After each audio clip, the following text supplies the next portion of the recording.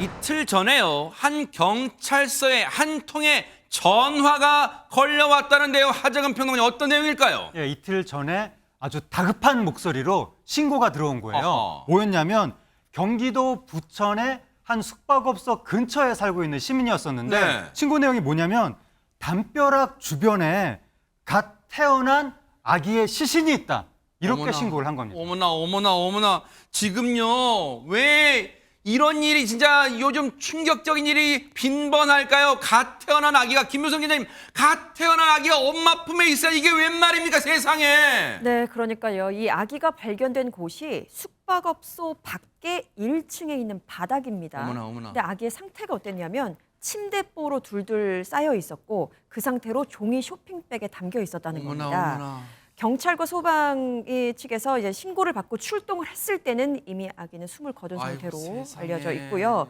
그래서 이 CCTV와 숙박업소 투숙객 다 조사를 해봤다고 합니다. 이곳이었나 봐요. 버려진 곳이, 발견된 곳이. 그래서 한번 다 이렇게 조사를 해보니까 이곳에 묵었던 40대 여성이 2층 객실 창문 너머로 아기를 던진 것으로 지금 파악하고 있는 상태예요. 어머나, 왜냐하면 세상에. 전 상황을 한번 보니까 네. 입실 당시에 만삭의 몸이었던 점으로 미뤄봤을 어머나. 때 객실에서 출산하지 않았을까? 어머나. 그리고 그 뒤에 범행을 일으키지 않았을까라는 의심을 하고 있는 상황입니다. 아니, 지금 듣고도 믿을 수가 없어요. 전현 평론가님, 자신이 10달 배 아파서 낳은 아기를 어떻게 창밖에 던질 수가 있어요, 지금.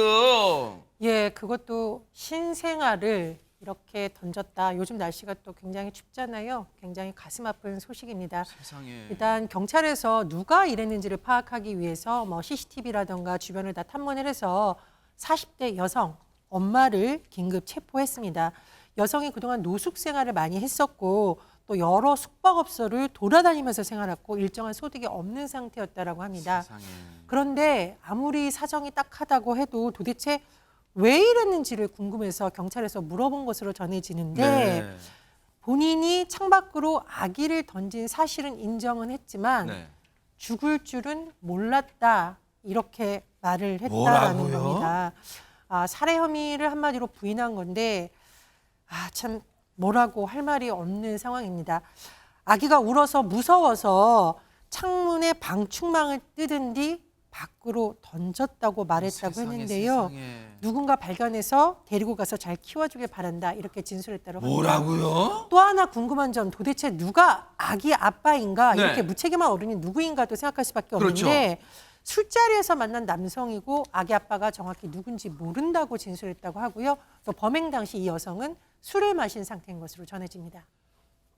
듣고도 정말 천불이 납니다. 백성문 변호사님, 아니 40대면요 뭔가 사리분별 할 줄 아는 나이인데 어떻게 이런 던지고도 죽을 줄 몰랐다, 이게 할 말입니까?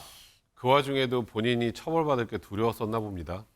이 아이를 창밖에 던질 때 살인의 고의가 있다면 죄명 자체가 영아살해죄에 해당할 수 있기 때문에 일단 누군가 발견해서 데리고 와서 잘 키워주길 바랬다고 얘기를 했는데 네. 문제는 저희가 1층이 아니고 2층입니다. 그러니까요. 2층에서 신생아를 아무리 침대보로 감싸고 던졌다고 하더라도 사망할 거라는 건 충분히 예견 가능하고 죽어도 좋다는 마음으로 던진 것이기 때문에 최소한 미필 조건이 인정될 수밖에 없는 상황입니다. 그리고 아까 저 여성의 얘기가 아이가 울어서 두려워서 던졌다 그랬죠. 네. 그러면 일단 창밖으로 던지기 전에는 아이는 살아있던 것으로 충분히 어머, 추정이 세상에, 되는 상황이고요. 세상에. 일단 국가수에서 아이 부검 의뢰한 상황이고 1차 구두 소견을 보면 뭐 특정한 외상이나 골절은 발견되지 않았고 아이고. 복강 내 출혈만 관찰된 것으로 현재 확인됐습니다. 이 비정한, 이건 인간도 아니잖아요. 이 비정한 친모라는 사람에 대해서 손정혜 변호사님 오늘 구속영장 심사가 있었다면서요.